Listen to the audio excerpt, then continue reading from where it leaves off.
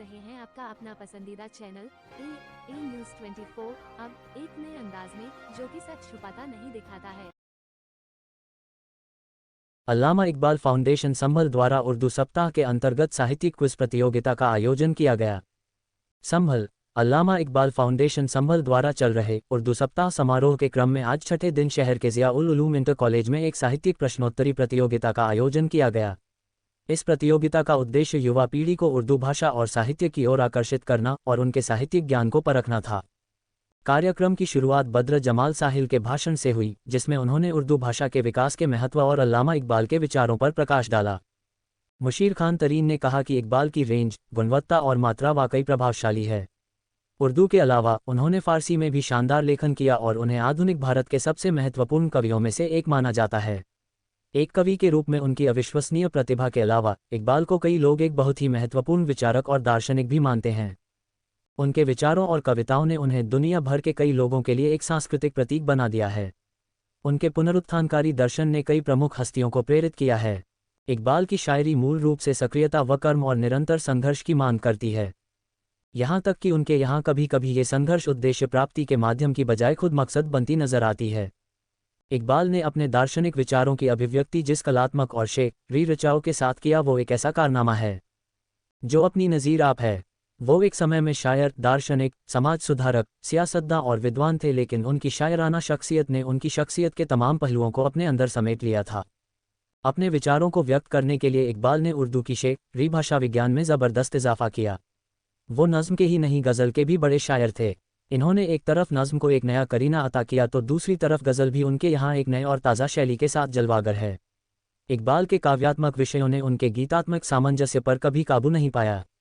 उनकी नज़मों में ज़बरदस्त गीतात्मकता और माधुर्य है। इकबाल की परंपरा में ऐसी शक्ति है जिसकी ताजगी में संभावनाओं की एक दुनिया आबाद है। मुशीर खान तरीन ने आगे कहा कि एक समय में शायर, दार्शनिक, समाज सुधारक, सियासतदां और विद्वान थे, लेकिन उनकी शायराना शख्सियत ने उनकी शख्सियत के तमाम पहलुओं को अपने अंदर समेट लिया था। अपने विचारों को व्यक्त करने के लिए इकबाल ने उर्दू की शेर भाषा विज्ञान में ज़बरदस्त इजाफा किया। वो नज़्म के ही नहीं, गज़ल के भी बड़े शायर थे।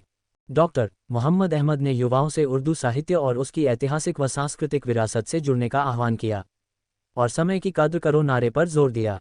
ताहिर सलामी ने कहा कि प्रतियोगिताओं से बच्चों के व्यक्तित्व में निखार आता है।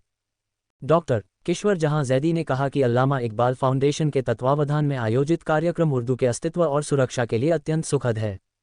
सुल्तान मोहम्मद खान कलीम ने छात्रों को उर्दू भाषा के महत्व के बारे में बताया और कहा, उर्दू भी रोजगार की भाषा है। तदोपरांत विद्यार्थियों ने प्रश्नोत्तरी प्रतियोगिता में उत्साहपूर्वक भाग लिया और अपने शैक्षणिक कौशल का प्रदर्शन किया।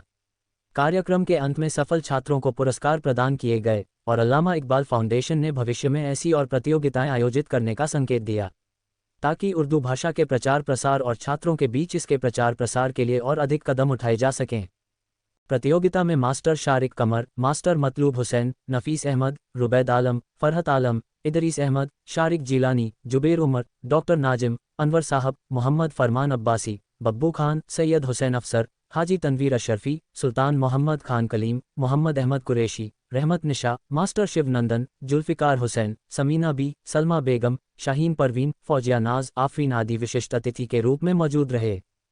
कार्यक्रम के मुख्य अतिथि अलहाज मुशीर खान तरीन रहे, जबकि अध्यक्षता प्रोफेसर आबिद हुसैन हैदरी ने की एवं संचालन शफीक बरकती और मीर शाह हुसैन आरिफ ने संयुक्त रूप से किया। अंत में कॉलेज के प्रधानाचार्य शाहिद हुसैन सैफी ने सभी अतिथियों का धन्यवाद व्यक्त करते हुए विश्वास दिलाया कि विगत वर्षों की भांति यह कार्यक्रम इसी प्रकार जारी रहेगा। संभल से नाजिश नसीर संवाददाता की रिपोर्ट।